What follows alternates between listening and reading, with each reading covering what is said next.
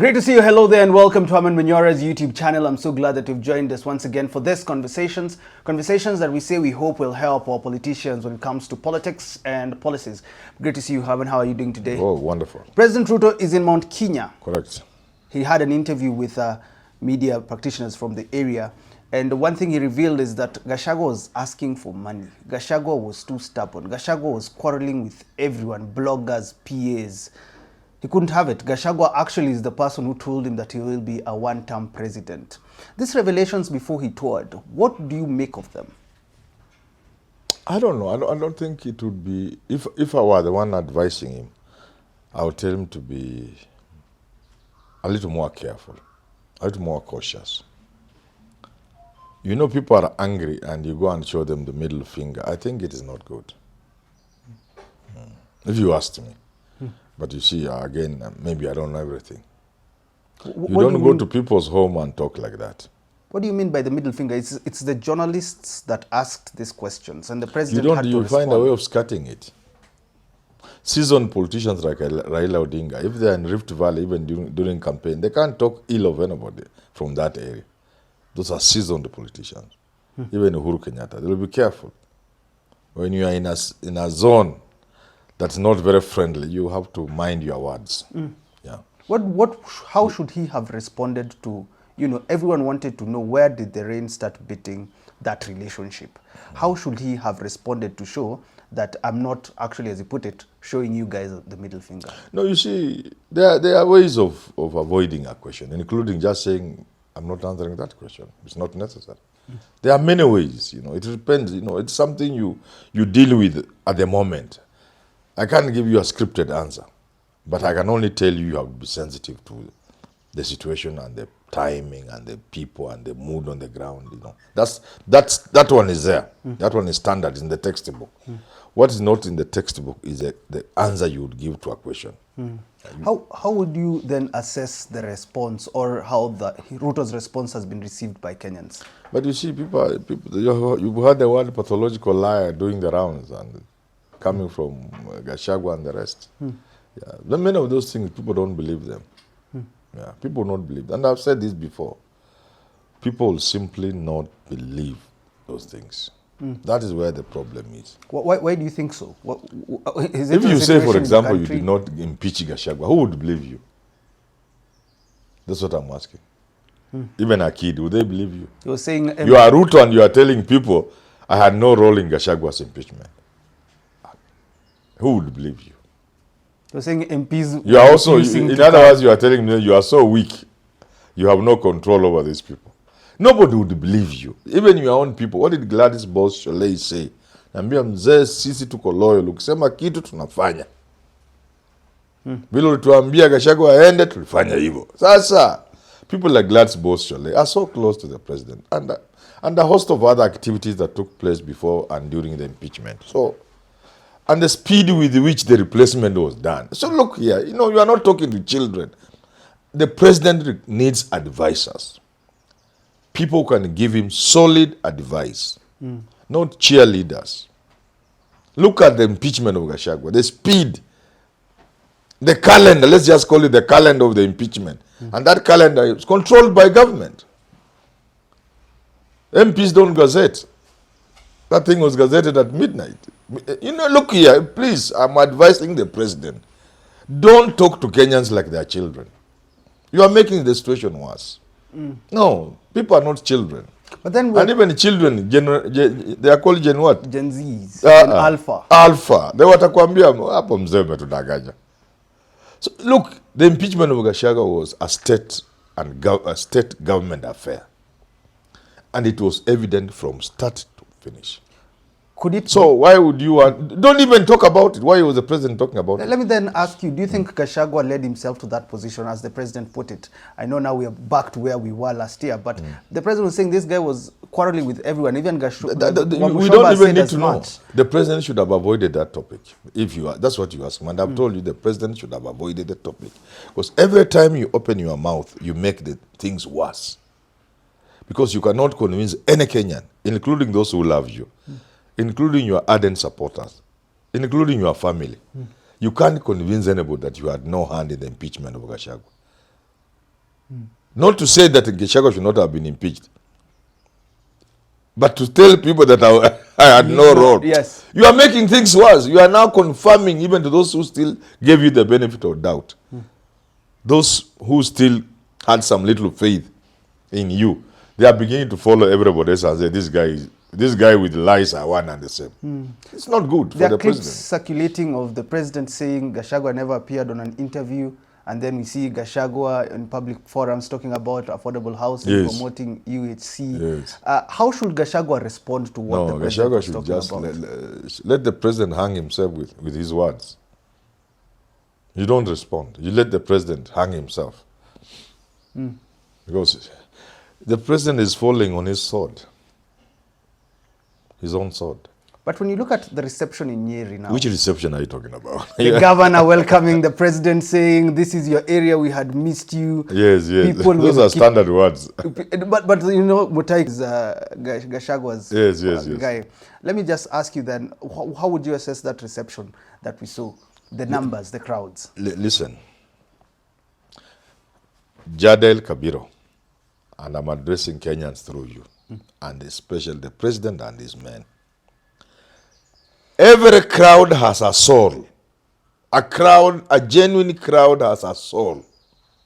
Iko na roho. Iko na? Roho.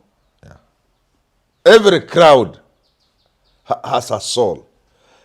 And you can feel the breathing, the heartbeat of a crowd. If a crowd is genuine, you can see it, you can feel it, you can touch it.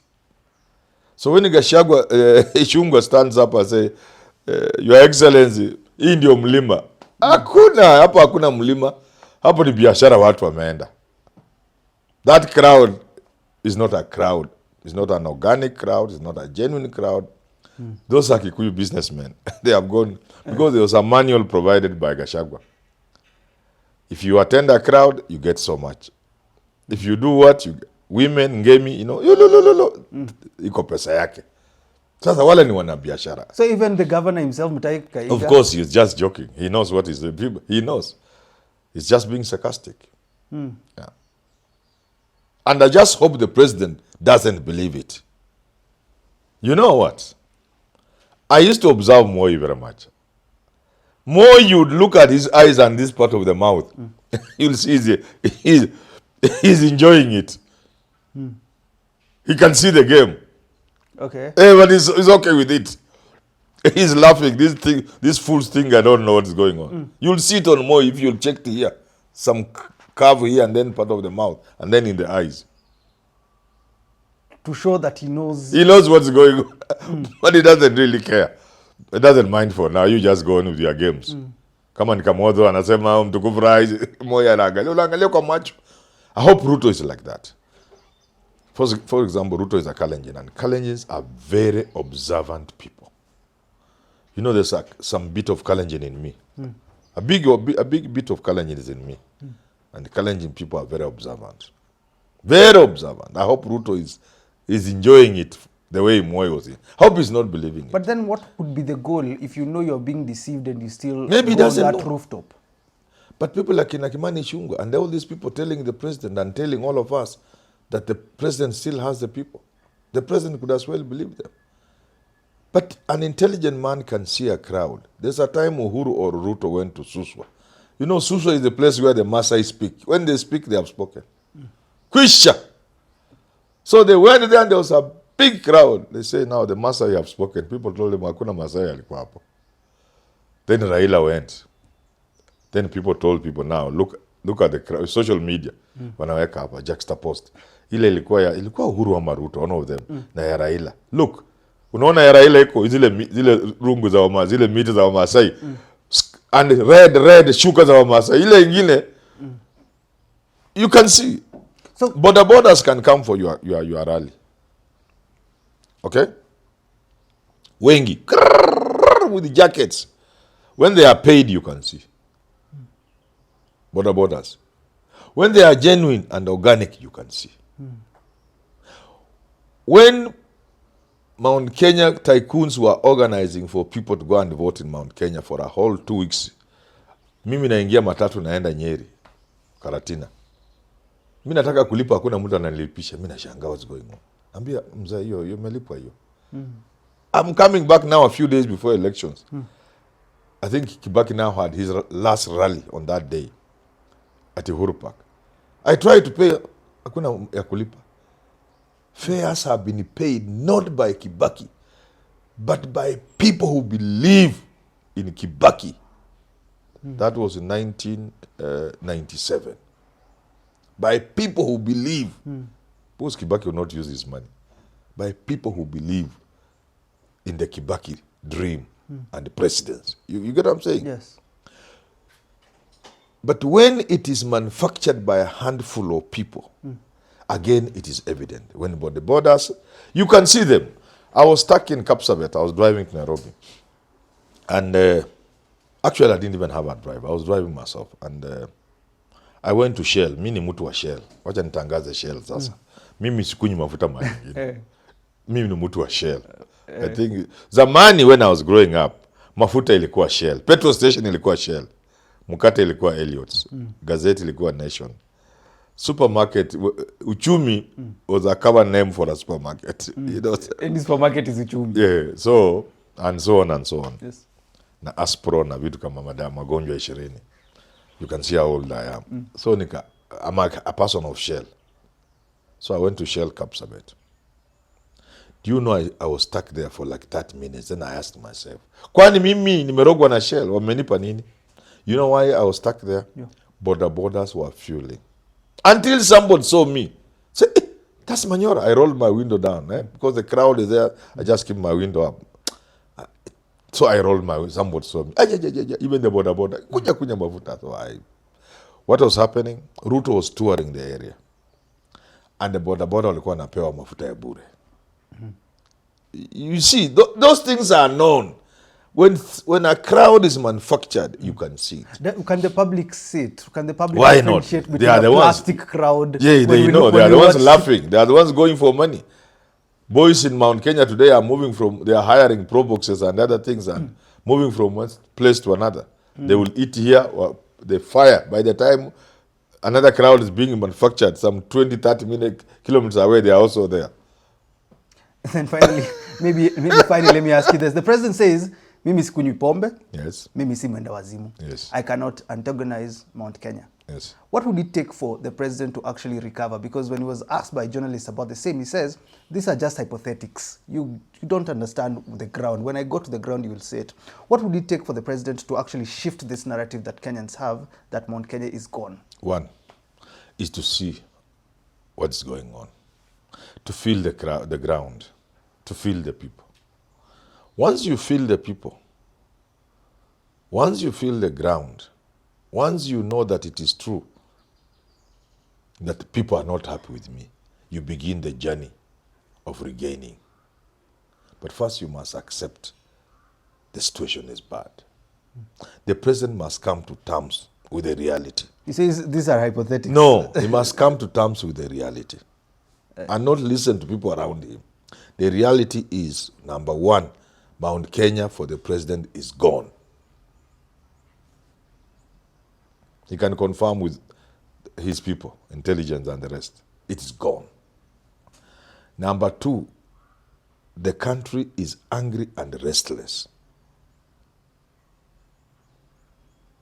Number three, nobody believes in everything he says, in anything he says. Nobody.